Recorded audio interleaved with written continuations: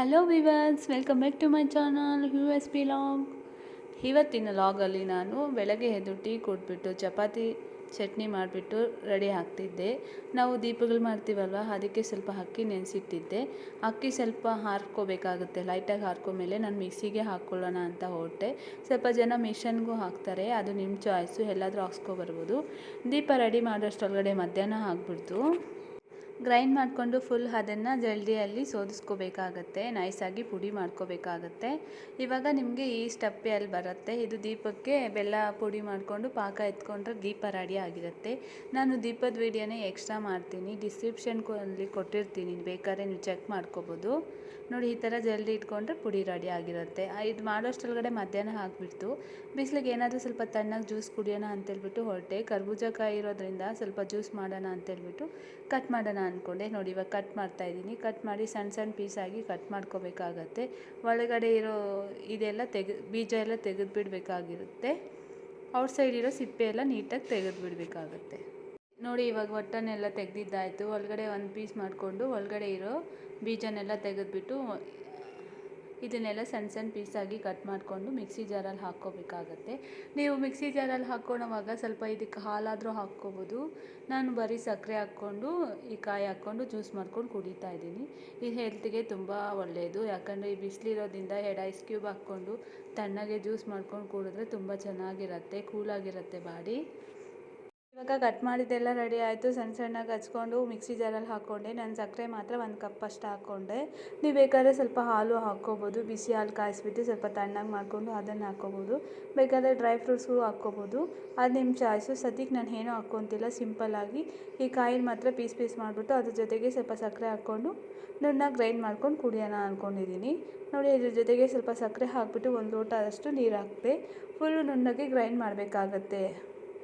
ನಾನು ಒಂದು 5 ನಿಮಿಷ ಆದರೂ ಫುಲ್ ನೈಸ್ ಆಗೋವರೆಗೂ ಗ್ರೈಂಡ್ ಮಾಡಿಕೊಂಡೆ. ಇವಾಗ ನೋಡಿ, ನನ್ನ ಜ್ಯೂಸ್ ರೆಡಿ ಆಗಿದೆ. ಒಂದು ಲೋಟದಲ್ಲಿ ಸರ್ವ್ ಮಾಡಿಕೊಂಡು ಕುಡಿದ್ರೆ ತುಂಬ ಚೆನ್ನಾಗಿರುತ್ತೆ, 1-2 ಐಸ್ ಕ್ಯೂಬ್ ಹಾಕ್ಕೊಂಡು ಕುಡಿದ್ರೆ. ಇವಾಗ ನಾನು ಫೇಸ್ ಟ್ಯಾನ್ ಆಗಿರುತ್ತಲ್ಲ, ಈ ಬಿಸಿಲಿಗೆ ಎಲ್ರಿಗೂ ಫೇಸ್ ಸ್ವಲ್ಪ ಡಲ್ ಆಗಿರುತ್ತಲ್ಲ, ಅದಕ್ಕೆ ನಾನು ಒಂದು ಹೋಮ್ ರೆಮಿಡಿನ ಹೇಳೋಕ್ಕೆ ಇಷ್ಟಪಡ್ತೀನಿ.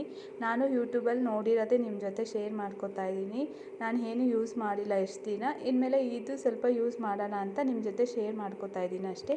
ನಿಮಗೂ ಏನಾದರೂ ಇಷ್ಟ ಆದರೆ ಈ ರೆಮಿಡಿನ ನೀವು ಮಾಡ್ಕೋಬೋದು ಮನೆಯಲ್ಲಿ. ಇವಾಗ ಸ್ಟಾರ್ಟ್ ಮಾಡ್ಕೊಳ್ಳೋಣ. ಎಲ್ಲರ ಮನೆಯಲ್ಲಿ ಆರೆಂಜ್ ಇದ್ದೇ ಇರುತ್ತೆ. ಆರೆಂಜ್ ಸಿಪ್ಪೆಯನ್ನು ತೆಗೆದು ಸ್ವಲ್ಪ ಸಣ್ಣ ಸಣ್ಣಾಗಿ ಕಟ್ ಮಾಡ್ಕೊಳ್ಳಿ. ಮತ್ತು ಬೀಟ್ರೂಟು ಕ್ಯಾರೆಟು ಇರುತ್ತೆ, ಅದನ್ನು ಚೆನ್ನಾಗಿ ನಾವು ಸ್ಮ್ಯಾಶ್ ಮಾಡ್ಕೋತೀವಲ್ಲ, ಕೊಬ್ಬರಿ ತುರುವುದೆಲ್ಲ ಇರುತ್ತಲ್ಲ, ಅದರಲ್ಲಿ ಸಣ್ಣ ಸಣ್ಣಾಗಿ ಈ ಥರ ತುರುಕೋಬೇಕಾಗತ್ತೆ. 1 ಕಪ್ ತಗೊಳ್ಳಿ, ಅದಕ್ಕೆ ಅದು 3ನ್ನ ಅದ್ರ ಒಳಗಡೆ ಹಾಕಿ ನಮಗೆ ಎಷ್ಟು ಬೇಕೋ ಅಷ್ಟು ಕ್ವಾಂಟಿಟಿ ಅಷ್ಟು ಒಂದು 15 ಡೇಸ್ ಆಗುವಷ್ಟು ಮಾಡಿಟ್ಕೊಂಡ್ರೆ ಒಳ್ಳೆಯದು. ಇಲ್ಲ 1 ಮಂತ್ ಸ್ಟೋರ್ ಮಾಡಿಕೊಂಡ್ರು ನಿಮ್ಮ ಇಷ್ಟ. ನೋಡಿ, ಅದಕ್ಕೆ ನಾನು ಕೊಬ್ಬರಿ ಎಣ್ಣೆ 1 ಲೋಟ ಆಗೋಷ್ಟು, ಸಣ್ಣ ಲೋಟದಲ್ಲಿ 1 ಲೋಟ ಆಗೋಷ್ಟು ಕೊಬ್ಬರಿ ಎಣ್ಣೆನ ನಾನು ಇದಕ್ಕೆ ಸೇರಿಸ್ತಾ ಇದ್ದೀನಿ. ಕೊಬ್ಬರಿ ಎಣ್ಣೆನ ಸೇರಿಸಿದ್ದಾಯಿತು. ಇದು ಮಿನಿಮಮ್ ಅಂದ್ರೂ 20 ಮಿನಿಟ್ಸ್ ಆದರೂ ಸ್ಟವ್ ಮೇಲೆ ಇಟ್ಟು ಲೋ ಫ್ಲೇಮಲ್ಲಿ ಇಡಬೇಕು. 20 ಮಿನಿಟ್ಸ್ ಇದೇ ಥರನೇ ಕುದೀತಾನೇ ಇರಬೇಕು. ಎಣ್ಣೆ ಎಲ್ಲ ಕಡಿಮೆ ಆಗುತ್ತೆ, ಎಣ್ಣೆ ಕಲರ್ ಬರುತ್ತೆ, ಆರೆಂಜ್ ಕಲರ್ ಥರ ಬರುತ್ತೆ. ಅನ್ನೋವರೆಗೂ ಫುಲ್ ಕುದೀತಾನೇ ಇರಬೇಕಾಗತ್ತೆ. ಇದ್ರ ಜೊತೆಗೆ ನಾನು ಒಂದು 20 ಮಿನಿಟ್ಸ್ ಕುದಿಸಿದ್ದೀನಿ. ಇದ್ರ ಜೊತೆಗೆ ರೋಸ್ ವಾಟರ್ ತೊಗೊಂಡಿದ್ದೀನಿ ಸ್ವಲ್ಪ. ಈ ಕ್ಯಾಪ್ಸೂಲ್ 2 ತೊಗೊಂಡಿದ್ದೀನಿ. ನೀವು ಇದ್ದರೆ ಹಾಕ್ಕೊಳ್ಳಿ, ಇಲ್ಲಾಂದರೆ ಸ್ಕಿಪ್ ಮಾಡ್ಕೋಬೋದು. ನಾನು ನೋಡಿ ಈ ಕ್ಯಾಪ್ಸೂಲ್ ಟ್ಯಾಬ್ಲೆಟ್ ತೊಗೊಂಡು ಹೆಡನ್ನು ಅದರಲ್ಲಿ ಹಾಕ್ತಾಯಿದ್ದೀನಿ. ಮತ್ತು ರೋಸ್ ವಾಟರ್ ಇರುತ್ತಲ್ಲ, ಎಲ್ಲರ ಮನೆ ರೋಸ್ ವಾಟರ್ ಕಂಪಲ್ಸರಿ ಇದ್ದೇ ಇರುತ್ತೆ. ಫೇಸ್ ಪ್ಯಾಕ್ ಎಲ್ಲ ಮಾಡ್ಕೋಬೇಕಾದ್ರೆ ಅದು ತುಂಬ ಯೂಸ್ ಆಗುತ್ತೆ, ಎಲ್ಲರ ಮನೇಲಿ ಇದ್ದೇ ಇರುತ್ತೆ. ನಾನು ಅದನ್ನು ಸ್ವಲ್ಪ ಒಂದು 4 ಸ್ಪೂನಷ್ಟು ಅದರೊಳಗಡೆ ಹಾಕ್ತಾಯಿದ್ದೀನಿ ರೋಸ್ ವಾಟರ್ನ. ಎಲ್ಲ ಒಂದು ಸರ್ತಿ ಮಿಕ್ಸ್ ಮಾಡಿಬಿಟ್ಟು 20 ಮಿನಿಟ್ಸ್ ಇದೇ ಥರ ಲೋ ಫ್ಲೇಮಲ್ಲಿ ಕುದಿಸ್ಕೊಳ್ಳಿ. ಇವಾಗ ನೋಡಿ, ಕಲರ್ ಚೇಂಜ್ ಆಗಿದೆ. ಇದು ಕರೆಕ್ಟಾಗಿ ಒಂದು ಬಾಟಲಲ್ಲಿ ನೀವು ಸ್ಟೋರ್ ಮಾಡಿ ಇಟ್ಕೋಬೋದು. ಇದು ತುಂಬ ಆರಿಬಿಡಬೇಕು, 1-2 ಅವರ್ ಬಿಟ್ಟರೆ ಚೆನ್ನಾಗಿ ಆರಿಬಿಡುತ್ತೆ. ಒಂದು ಬಾಟ್ಲಲ್ಲಿ ಹಾಕಿ ಇಟ್ಕೋಬೋದು. ನಾನು ಇವಾಗ ರಾತ್ರಿ ಆಯಿತು, ಟೊಮೆಟೊ ಬಾತ್ಗೆ ರೆಡಿ ಮಾಡ್ಕೋತಾ ಇದ್ದೀನಿ.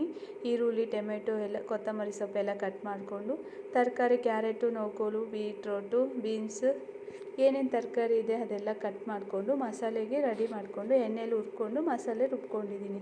ನಾನು ಇದಕ್ಕೆ ಟೊಮೆಟೊ ರೈಸ್ ಪೌಡರ್ನ ಯೂಸ್ ಮಾಡಿ ಟೊಮೆಟೊ ಬಾತ್ ಮಾಡ್ತಾಯಿದ್ದೀನಿ. ಎಲ್ಲ ಒಗ್ಗರಣೆಗೆ ಹಾಕ್ಕೊಂಡ್ಮೇಲೆ ಟೊಮೆಟೊ ಬಾತ್ ಅಕ್ಕಿ ಹಾಕಿದ್ರೆ ತುಂಬ ರೆಡಿ ಆಗಿರುತ್ತೆ, ತುಂಬ ಟೇಸ್ಟಿಯಾಗಿ. ಮತ್ತು ಮಾರನೇ ದಿನ ಬೆಳಗ್ಗೆನೇ ಆಗಿರುತ್ತೆ. ದೇವ್ರ ಪೂಜೆ ಮಾಡೋಣ ಅಂತ ಹೇಳ್ಬಿಟ್ಟು ನಾನು ಸ್ನಾನ ಮಾಡಿಕೊಂಡು ದೇವ್ರನ್ನೆಲ್ಲ ರೆಡಿ ಮಾಡಿ ಪೂಜೆ ಮಾಡೋಣ ಅಂತ ಸ್ಟಾರ್ಟ್ ಮಾಡಿದೆ. ನಾನು ಪೂಜೆ ಮಾಡಿದ ಲಾಗ್ ಎಲ್ಲ ಆಯಿತು, ನನ್ನ ಪೂಜೆ ಎಲ್ಲ ಆಗೈತೆ ನೋಡಿ ಇವಾಗ ನೀವೇ. ಇಷ್ಟೇ ನನ್ನ ವ್ಲಾಗು. ನಿಮ್ಗೇನಾದರೂ ಇಷ್ಟ ಆದರೆ ಒಂದು ಲೈಕ್ ಕಾಮೆಂಟ್ ಮಾಡಿ. ನನ್ನ ಚಾನಲ್ ಇನ್ನೂ ಯಾರು ಸಬ್ಸ್ಕ್ರೈಬ್ ಮಾಡ್ಕೊಂಡಿಲ್ಲ ಪ್ಲೀಸ್ ಸಬ್ಸ್ಕ್ರೈಬ್ ಮಾಡ್ಕೊಳ್ಳಿ, ಫಾಲೋ ಮಾಡಿ.